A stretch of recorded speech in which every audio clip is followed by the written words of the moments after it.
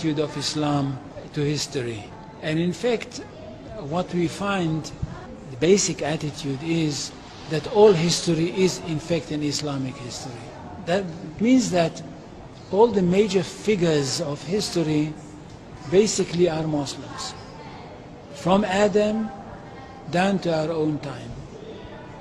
So if the Jews or the Christians are demanding something and basing it on the fact that there was a king called Solomon, or a king called David, or a prophet called Moses, or Jesus, then of course what they are doing, they're saying something which is not true, or in fact they don't know that all these figures were basically Muslim figures.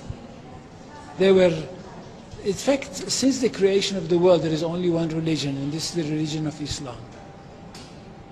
So if anybody says, look, there is a place which is connected with Solomon, and that's the place where the Temple of Solomon stood, a true Muslim would tell you, yes, absolutely right, but don't forget that Solomon was a Muslim, and David was a Muslim, and Abraham was a Muslim, and Isaac was a Muslim, and Jesus was a Muslim.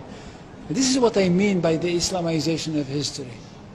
And you can understand that through Islamization of history, you've got Islamization of geography. Anywhere which was connected with these people, or with these prophets, which were all Muslims, becomes a Muslim territory. And therefore, when Islam was not in that area before Muhammad came to it, but it should have been there. In that area, I mean in the Middle East or other parts outside the Middle East, which are now Muslim parts. Any place like this had to be freed, not to be conquered, had to be liberated.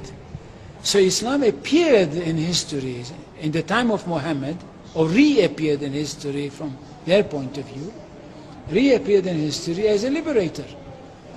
And therefore there is no Islamic occupation. If somebody occupied anything, it would be always somebody else, not the Muslims. So there is no Islamic occupation, there is only Islamic liberation.